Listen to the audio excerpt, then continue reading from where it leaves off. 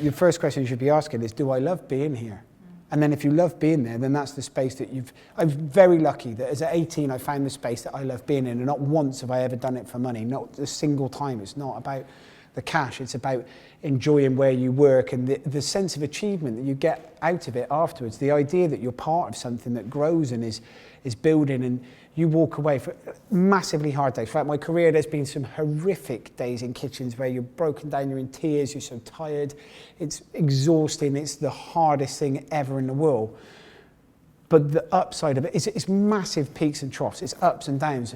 Without it being really, really shit, it's never really, really ace either. Those really ace moments are just, they're better than anything else. And the industry is the best thing ever to be in. You get so many great highs, so many amazing achievements, so many wonderful nights, so many fantastic dishes and produce and things that you see. I moved to London when I was 2021, I moved to the capital. And at that time there was a chef there called Philip Britton. So it had a Michelin star, and Gary Rhodes, so it was owned by David Levin, who owned the greenhouse where Gary Rhodes was at the time, and Philip Britton was at the Capital. So it was part of that group, which was amazing. It was an incredible experience. Capital was phenomenal at that point. It was my first day actually there. I hadn't met Phil on my trial, and because I'd done quite a little bit of pastry, because I was executive pastry chef as an 18-year-old doing soufflés.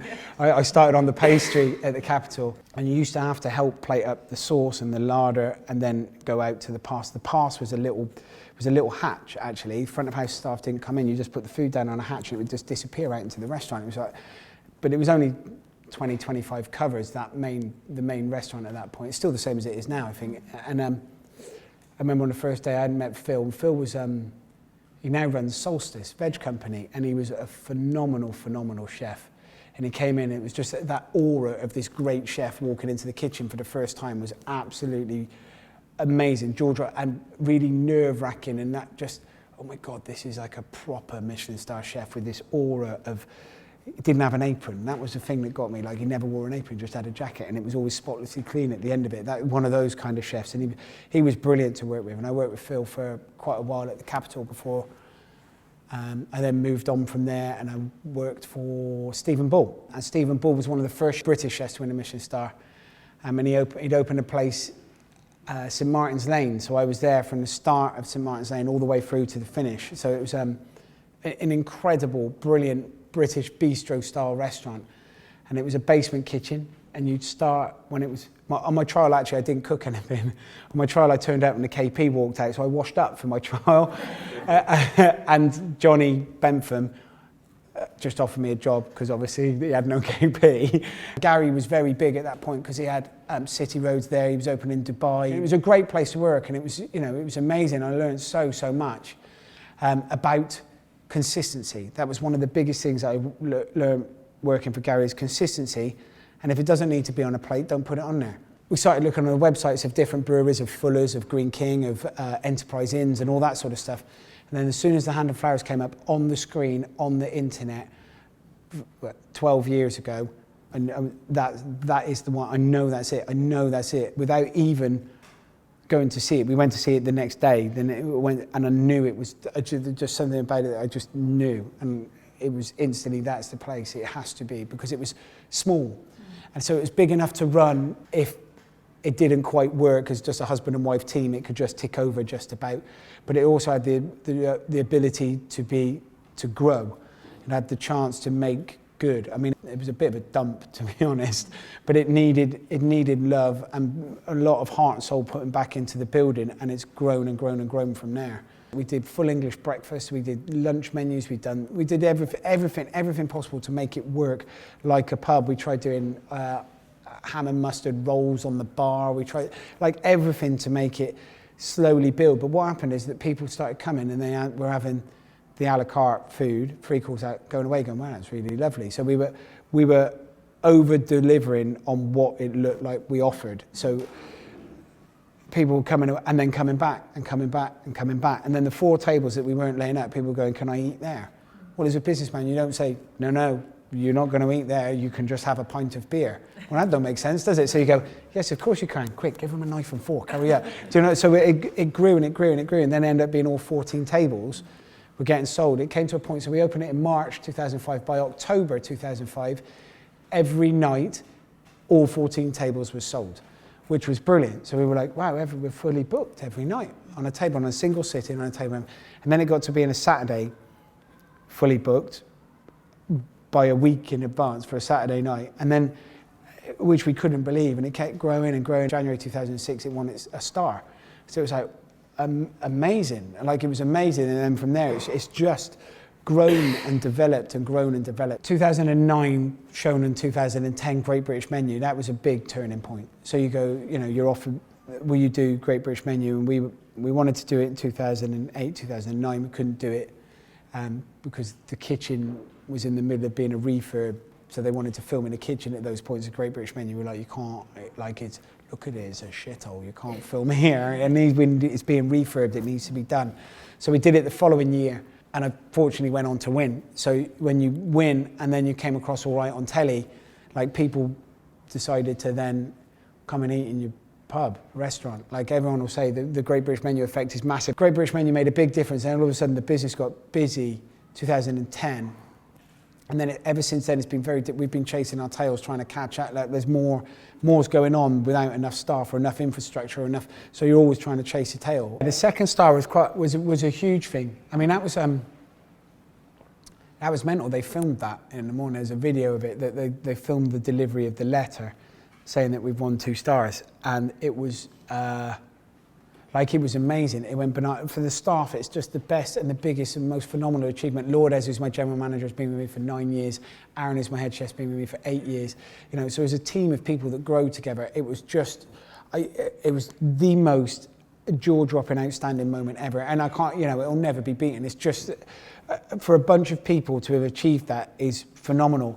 But then the first couple of months were really quite bumpy because it's a pub without tablecloths, has 14 tables. At that point, there was no bar extension. There's nowhere to have a pre-dinner or post-dinner drink. There's nowhere for any of the other faff that other 2 stars have that people expect, which is amazing. We'd have people, the Manoir is 20 minutes away from us. We have people going, well, it's not the Manoir, is it? No, it ain't the Manoir. No, once I make my mind up on something that's going to happen, it will happen. It happens. I will smash everything down in its path to make sure that it happens. So in terms of people knocking it for not being what they want it to be, you go, well, hold on a minute. I didn't give me 2 stars. We got this as a team, and we will stand strong, and we won't even have to defend it. All we do is what we do. The reason why we bought the rooms is because that's my pension. So I'm a chef without a pension scheme that you spent until I was 30, until the last 2 years ago, we didn't make any profit. Like every person out there, you start going, what about my future? How do I save up? And then if it's your own business and you're not an employee, you don't quite know how much money to put away into a pension scheme to save up. So I was going, so how do we do it? So what we do is we go, okay, well, let's try and buy. We own 3 houses. The Hand of Flowers owns 3 houses, 8 rooms over 3 houses that we hope will eventually be paid for. So the end result is that the Hand of Flowers in those 3 houses ends up as being our pension. So they just need to break even. I think lots of people are looking for staff. I don't know that it's any worse than it's ever been. I just think that as a workforce, people want more from the industry than just 100-hour weeks and bollockins and shit staff food. I think people want more. Just because I went through that doesn't mean to say that loads of 18-year-olds now have to do that. That we have to change. The industry has to change. And as employers, we have to look at going, what do people want? People need more from the industry. They need, and deservedly so, and they're entitled to it. So we as employers have to look at what people want. And if you could give people everything, you could give them so much, you could change the whole dynamic and give them, but they're still only ever going to get to the top if they drive themselves. They're only ever going to get there. It doesn't matter if you give them private healthcare and fillet steak for tea. Unless they want it, it doesn't. The work, the drive, the ethos, you have to have deep down in your bones anyway. But to fill the places, you say you have 20 people in a kitchen, you need 12 that are hardcore, that are good, that are great, are doing it as a career. The rest are kind of like floating through, seeing if it's for them, seeing if it's a job that they want. But those are the people that you want to keep, because you never know. If you treat them nicely, they might suddenly go after a year, actually, this is what I really want to do, you know. And so we need to find a way of changing and keeping people, making it less transient, I think, is the issue. Everywhere I worked, it was very difficult to have the radio on in the kitchen because the head chef was a grumpy fucker that never wanted it there. So it's like, you know, it wants to. So I'm massively into my music. I love it. So we'll always have the radio on. We also, I love my football. So we also have tonight, Champions League will be on in the kitchen. No sound, but it will be on. The cricket is on in the summer for the Ashes. The whole, you know, it's on. Yeah, phone's down during service because you ain't got time to be on the phone, really. I mean, but I'm not anti-social media, I'm not anti-phones, I'm not anti, you know, if it's distracting, like if you're a chef with a tiny brain anyway, like me, then you're easily distracted on Twitter or whatever else. That's not going to help you get your mise en place list done. So, you know, you have to be a grown-up and responsible about it. Don't use your phone if you're supposed to be doing chips. Yeah. You know, so we ripped it out from top to bottom.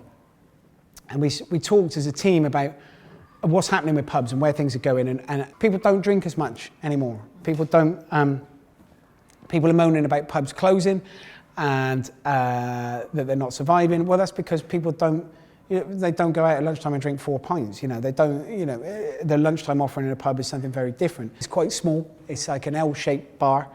It's got 17 seats at the bar and about another 20 around the outside. It's compact. It's a tiny little high street pub that, as a business model, could be stolen and fitted into any other little tiny small pub anywhere in the country, I suppose. In the town it would be better because then you're more likely to have passing trade. We looked at the coach and we said, why can't we do a Wetherspoon style pub that is of a quality that we want to do, of a standard that we want to hit, a food that we want, of a place where we'd like to be. Basically, it's like we opened the coach for me.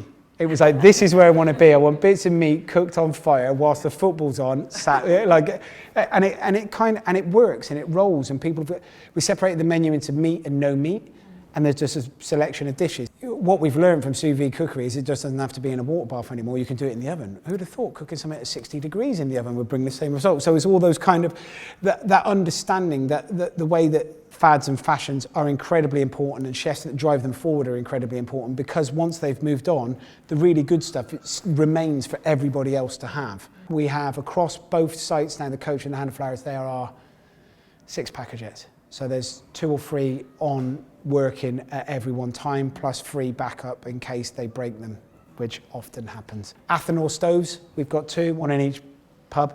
Yeah.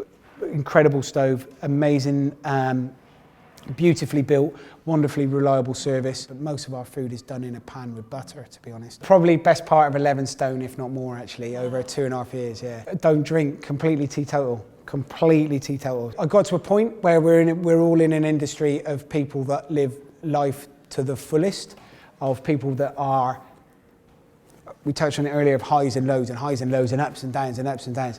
And I got to the point where it was just, everything was on the up, everything was on it. I was on it, like all the time. I built a reputation for being last man standing, not just at every Katie's Awards do, every night. Every last man standing, every time, all the time. And I got to a point where I was 39 and I went, I can't be this person anymore. To make good TV, you have to take it as seriously as making a restaurant. Like, you have to. I take television, I take anything that we do for TV as seriously as I take running the Hand of Flowers and the Coach. I take it as seriously. It's not a DOS. And if it has to be fun, because it has to be the fun. No one wants to watch people having a rubbish time on telly, because that's rubbish telly. Do you know what I mean? It's like, unless it's Big Brother. I used to live a mile away from a tube station, and I used to have to get the night bus home, because I wouldn't be getting in till like 2, and then I'd get into this shitty flat with no hot water, so you'd have to have a cold shower at 2 o'clock in the morning before you go to bed, and then you get up again at 5:30, because then you'd have to go back to work. You'd have another cold shower to wake up. And the first thing I do then is light a fag, make a coffee, walk around. I was so tired, I would walk around with my eyes closed. And I used to be able to walk a mile to the tube station with my eyes closed, catching up on sleep, thinking, okay, just keep going. And then you get there, And the head chef turns out and goes, what the hell is that, you massive idiot? And you're just being distraught and broken, and you just go, oh. But then you come through it, and then when you cook service that night, and it was amazing, and the stories, the euphoric feeling that you get on a Saturday night when 2 chefs have walked out and you've stood cooking the meat and the kitchen porter is now cooking the fish, and just those stories like that are just amazing, and you come through it and you go, this is just brilliant. This is the best. It's the best industry. It's the best thing ever, and I wouldn't change not a single thing.